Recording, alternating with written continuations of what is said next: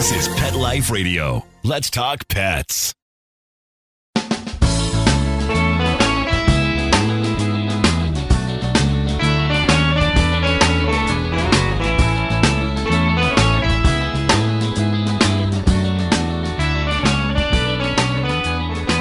Welcome to Save a Pooch on Pet Life Radio. Thank you for listening in today.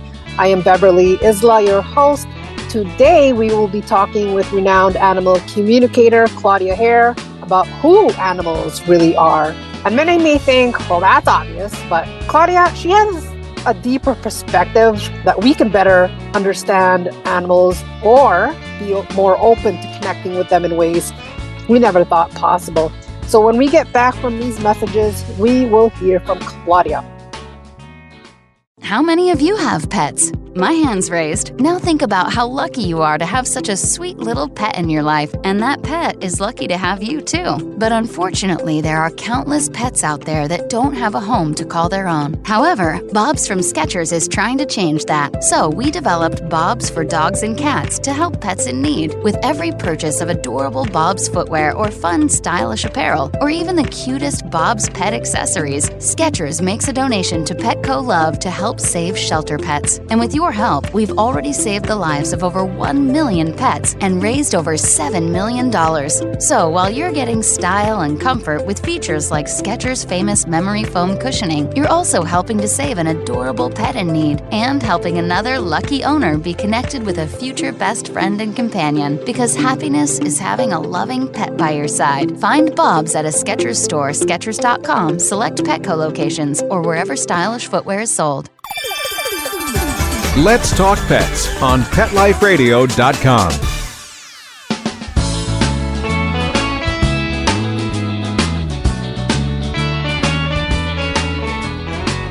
Welcome back to Save a Pooch. We are talking with Claudia Hehr, an internationally respected animal communicator. Thank you for taking the time to chat with me again here. I know this topic is a passion of yours, and it's a pleasure to be able to share it with others. So let's just jump right in. So, Claudia, who are animals? Who are animals, really? Oh, Beverly, thank you so much, first of all, for having me on. And thanks for talking about this topic, because it is so, so important. Mostly when you say, who is an animal, people either give you a description of what they look like. They have furs, feathers, or, you get a species like a dog and a cat.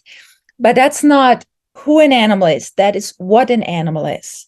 But who is an animal? An animal is a soul with a physical body, just like us. There's literally deep inside, there's no difference. We're all souls with a physical body, just our bodies look different. It's like you and I, we are the same species, we are women, but we look totally different. But deep down, we are the same. We are soul who has a physical body and has emotions and feelings. Gotcha. Now, let me ask you this, because do you consider, how do I even word it, the evolution of souls different among species? No, absolutely not. Because if you actually, quantum physics, think about it this way. You take a piece of your skin and put it under very, very strong microscope. What you will see, so you see the skin, you see the cells, you see molecules, you see atoms, you see vibrating energy. You take a piece of an animal skin, doesn't matter if it's a dog, a cat, a fish, you put that under a microscope. What do you see? You see the skin, the cells, the molecules, atoms, and vibrating energy. So we're all vibrating energy, and there's only one type of energy. It's the same. We're all breathing the same air. It's not that there's air for humans and air for animals. We breathe the same air. And that's the same thing. There's only one energy we are all made of. So we are literally the same. We just have chosen a different body, which gives us different opportunities to do things. Like if you love to soar in the sky, maybe you come as an eagle rather than working on a teller somewhere, So I see you're taking this like a way bigger perspective to what is source, essentially. That's how you're looking at things. So how do animals see us? How do animals see the world and everyone on it? Okay, again, there's different levels. And so when you go all the way back, so yes, we are absolutely the same, right? And then we have different bodies. And then our bodies, of course, have different needs. So if you if you're a fish, you need water to swim, or if you're a whale, you need water to swim, right? And you're human, you need the earth to walk on. Right. So our bodies have different needs. And then sometimes, when we have different bodies, we also act different.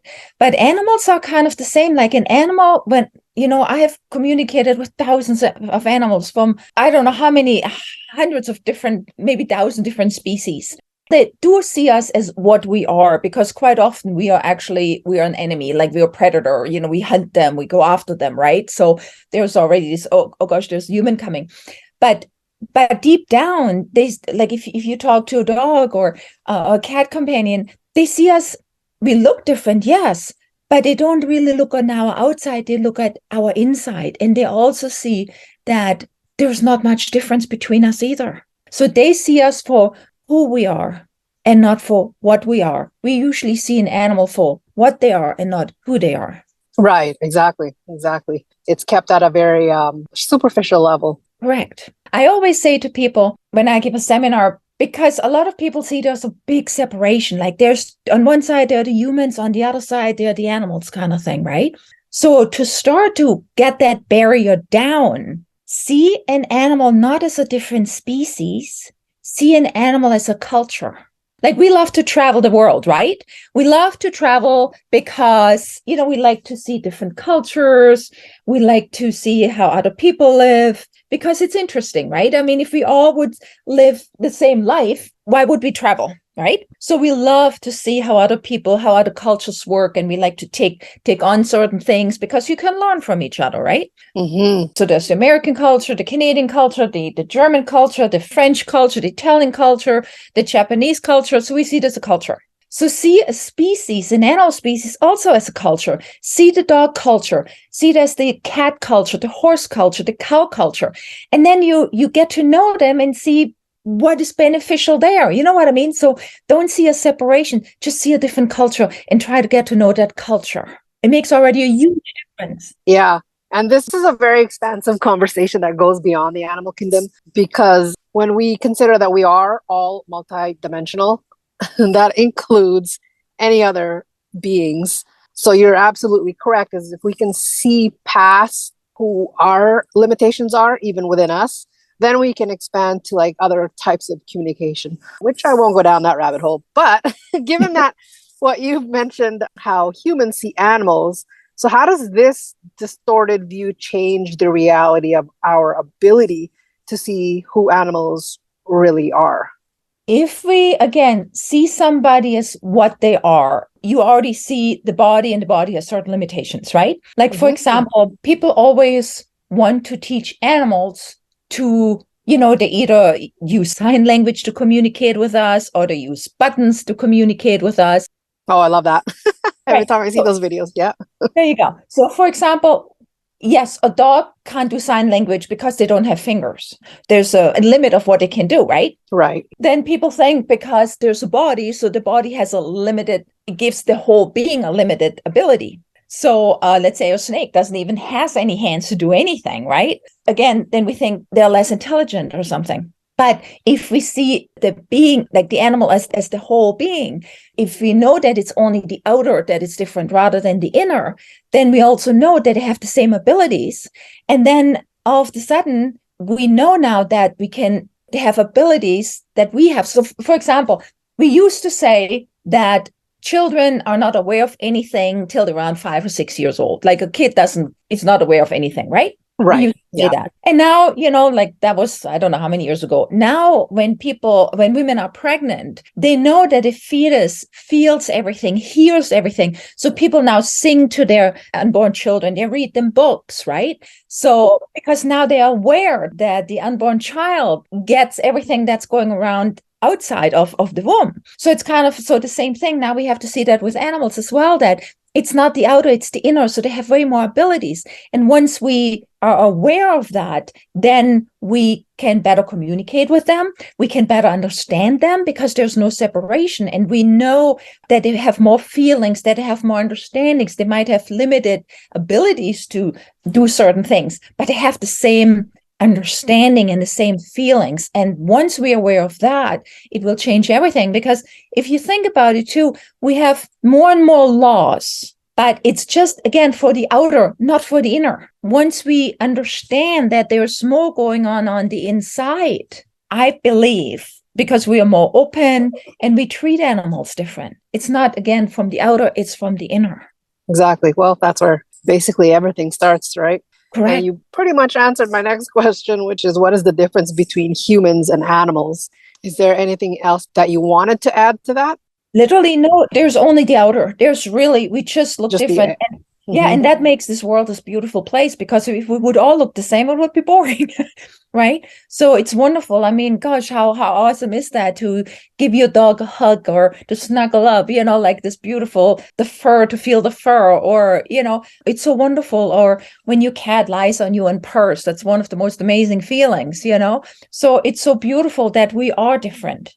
Absolutely. So it's literally the only difference is the outer. Right. But then again, each being, it doesn't matter human or animal, we're all on a different level. I mean, you know what I mean? We're all on a different stage in our lives. I mean, if you think about back 10 years in your life, how much you learned in the last 10 years kind of thing, right? So we are constantly growing, we're constantly evolving. And so the same thing. We are all on our journey, where we are on this level on our journey. And so the same with the animals. And they also, you see that as well, how they, depending on the surroundings they have, how the surroundings also nourishes them.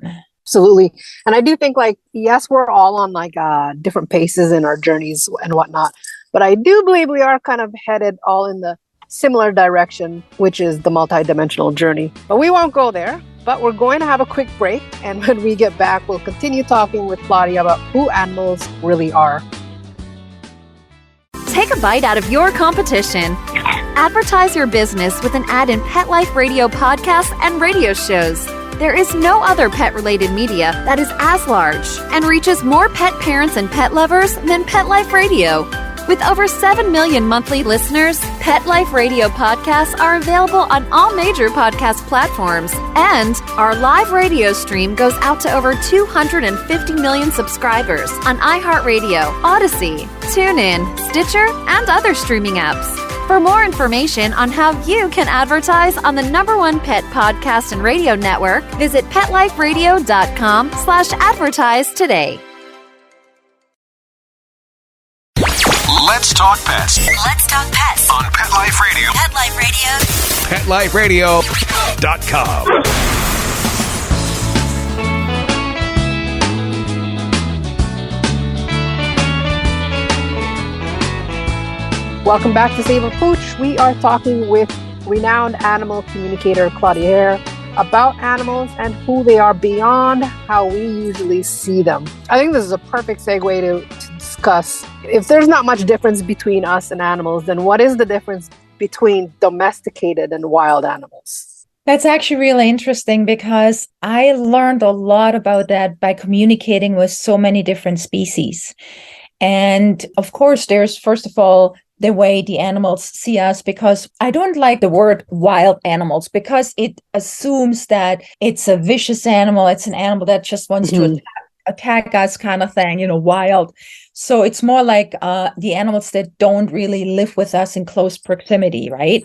Right. And even if you think about, if some people have an animal companion, let's say a lizard or so, and they don't spend that much time with them, they're still, quotation mark, considered wild kind of thing. But what I've learned is that deeper difference between domesticated and undomesticated animals, I think that's a better word to use rather than a wild animal, is the free animals.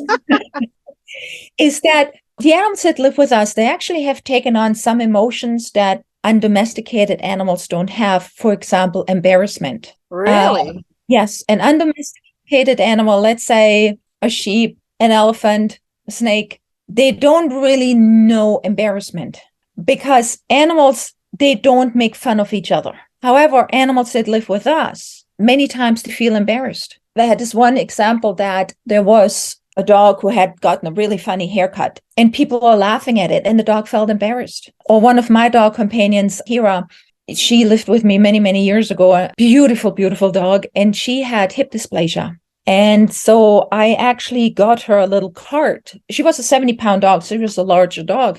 And I got her a cart so she could lie in the cart, so to rest. I had another dog companion as well, and we like to go for hikes.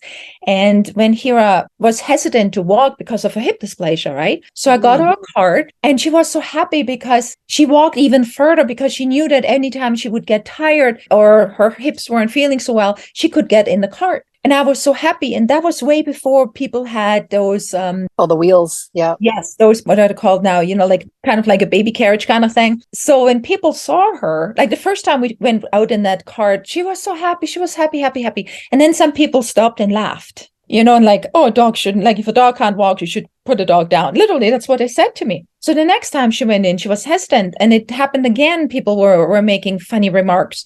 And then the third time, she didn't want to go in anymore. She was so embarrassed. She was so embarrassed. So they do take that in, eh? Yes. And again, the undomesticated animals, let's say you have a herd of, again, elephants. An elephant would never say to another elephant, look what you look like. They don't do that. So they don't have that. The way you say. So it's really interesting what we have, so being embarrassed and being ashamed, that's things that domesticated animals have taken on that undomesticated animals do not have. Is it only embarrassment, or are there other emotions? Certain types of fears as well. So yeah, certain types of fears are there, but the big one is really embarrassment and being ashamed. How do you explain then? So, in the wild, if a mother's newborn is injured, sometimes they'll leave it behind, but a human will come in and take care of it. So there's that kind of a difference. What do you think of that? Like, does that make us considered more loving? You know what I mean? Like, yeah, I would say so, because if you think about it, I mean, the same thing. An animal doesn't abuse another animal just for the pleasure, right? There's a lot of people who abuse other people for no reason. Animals don't do that, right? Oh, unless they're going to get eaten, then. Right. I mean, there's about animals who have taken humans in to help them too. So, this goes both ways. You never know exactly what is the reason why it happened. So that's the thing, what we do with animals. This happens, so everybody does it. But you have to ask the animal, why? Why did you do that in that case? Like, why, for example, did you leave your little one behind? So maybe the mother would say, I know the little one is not making it anyway. And rather than to prolong it, you know what I mean? You don't know. That's the thing. We have to go always in each specific situation and not saying they always do it. Because the same thing, if I talk to an animal, let's say I talk to 10 animals and they get a certain type of food, and 9 of them say they don't like it. I can't assume that the 10th also doesn't like it. The 10th might like it. You know what I mean? Right. So you always have to find out specifically why, and not just globalize this kind of thing. They all do it. If you think about it too, if you see, let's say, a kitten or a puppy, let's say puppies, and so many times people come in and the puppy is terrified or might even urinate, right? When a person comes. They don't do that when their own mother, their own species comes. So there's something we do wrong. Yeah, there's multiple layers going on here. Yeah. Again, yes, but you never see, like, even like a dog, the mother would punish a puppy for something, right? But they would never, when the mother comes, start to urinate or sit in a corner and cower. But once they come to us, they do. Traumatized from the humans. Well, some of them. So again, because we don't understand, we don't ask, we don't, also the culture, we don't recognize the culture, how they work. Right. Well, let's get into your expertise. I'm excited to get some tidbits from your communication skills, which is extremely high if you guys don't know Claudia's ways. So can we really communicate with animals and they with us? Like, how do you do it, basically? The answer is yes. Next. So yeah, basically, first of all, you have to think about there are different ways of communication, right? There is, for example, sign language. There is verbal communication. There's body language. I mean, there's all kinds of different ways of communication. For sure. For example, if I walk up to you and I put my fist into your face, like towards your face, you back up. Oh, danger, danger. If an animal runs at us, danger. So, I mean, there's body language, right? There's scent. And animals are much better at scent than us. But you also know that because we put perfume on and all kinds of stuff. But if depending on what kind of situation you're in, let's say you're in a happy situation, you're in a fearful situation, you actually smell different because different hormones in your body are active, right? So you do smell different. So animals pick that up really, really easily. So there's many different ways we can communicate with each other, with animals. And then if you think about the way we communicate with each other, I mean, there's text. Text is a nonverbal way, right? Or Telepathy. if you think about it, when we first started, for example, with social media, and we're just, writing each other comments or whatever, it was just words. And you can say to a person, yeah, right, which could, yeah, right, good for you, or yeah, right, you're kidding me.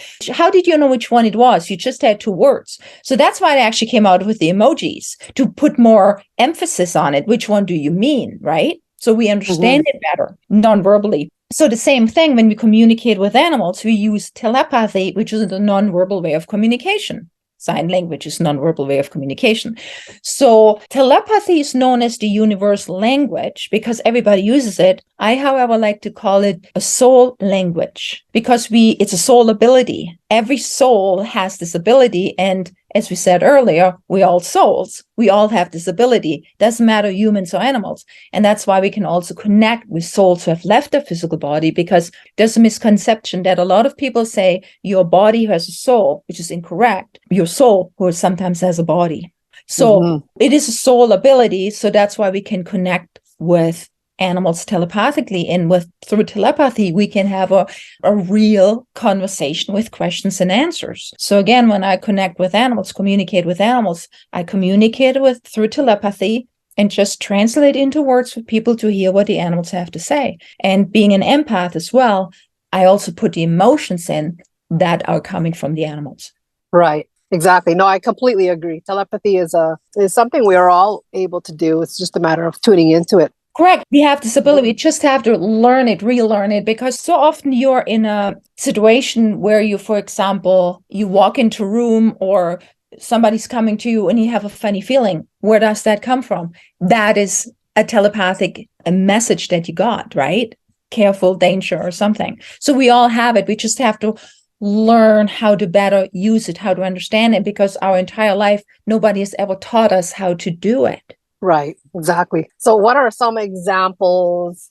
What would be fun to know, Claudia? If you tuned into animals and asked what they think of us humans over the past couple of years of our shenanigans, what would their general message be?